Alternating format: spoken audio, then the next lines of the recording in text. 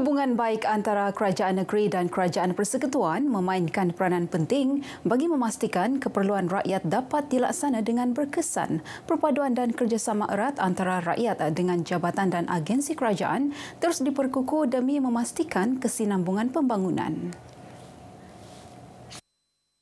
Ahli Parlimen Penampang Datuk Ewan Benedict menyatakan demikian ketika berucap merasmikan Pesta Tanglung Parlimen Penampang Anjuran Kapitan Cina Penampang. Katanya kehadiran 28 persatuan masyarakat Cina memperlihatkan semangat perpaduan dan kebersamaan yang kukuh dalam kalangan masyarakat pelbagai kaum. Datuk Ewan mengulangi komitmennya untuk terus bekerjasama dengan Persatuan Masyarakat Cina di daerah ini dalam menganjurkan pelbagai program kebudayaan. Pelan Pembangunan Hala 7 Sabah Maju Jaya SMJ berjaya membawa perubahan positif kepada lanskap pembangunan daerah PITAS. Antaranya program perumahan rakyat PPR, Rumah Mesra SMJ dan pembinaan Pusat Pemindahan Kekal PPK.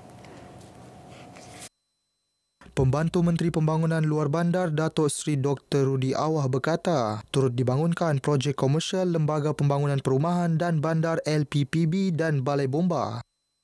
Dan ini kali kedua dalam tempoh 5 tahun kerajaan GRS berbada PITAS tidak ketinggalan dari arus pembangunan rumah dan kedai. Beliau ditemui RTM di PITAS.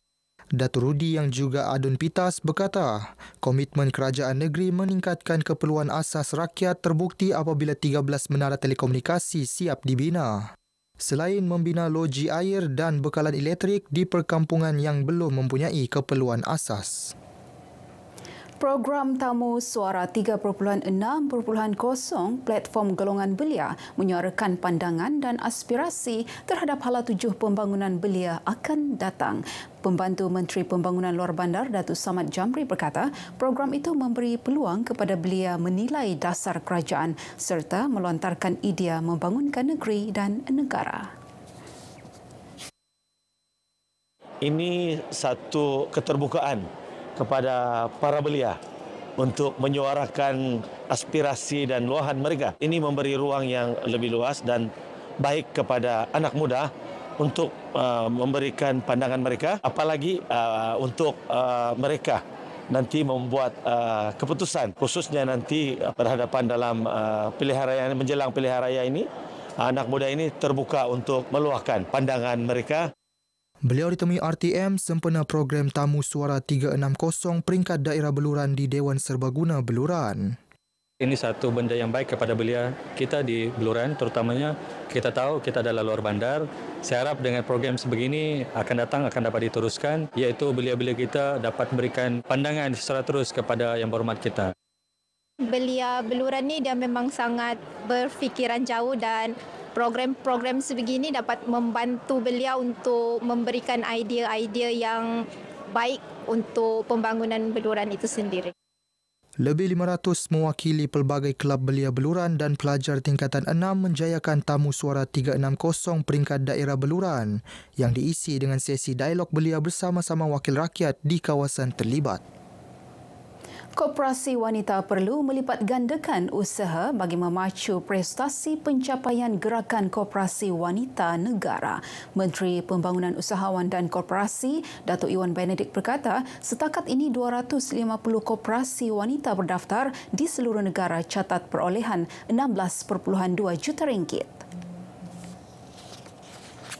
Bagi negeri Sabah, 33 koperasi wanita berjaya mencatat perolehan berjumlah 1.3 juta ringgit.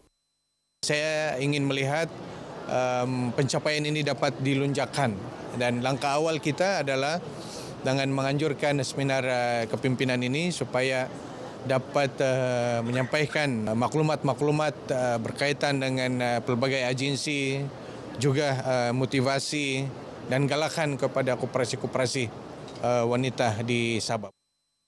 Datuk Ewan berharap seminar julung kali diadakan ini dapat memperkasa kepimpinan dan tadbir urus koperasi yang dipimpin oleh wanita. Koperasi wanita berpotensi besar menyumbang pembangunan ekonomi negara sekiranya kepimpinan dan tadbir urus diperkasa dengan baik.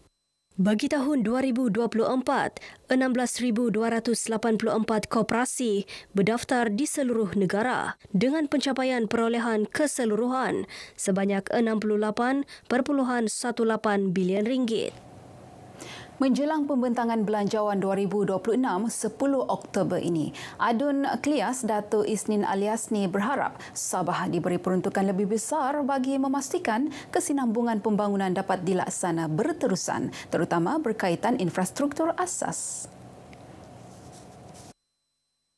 Contohnya jalan, air, contohnya elektrik. Itu semuanya adalah daripada peruntukan daripada persekutuan. Jalan raya yang rosak rata-rata adalah jalan persekutuan. Jadi inilah kita minta supaya diberikan peruntukan yang besar supaya rakyat kita sama, rakyat di Sabah ini tidak ketinggalan daripada arus pembangunan.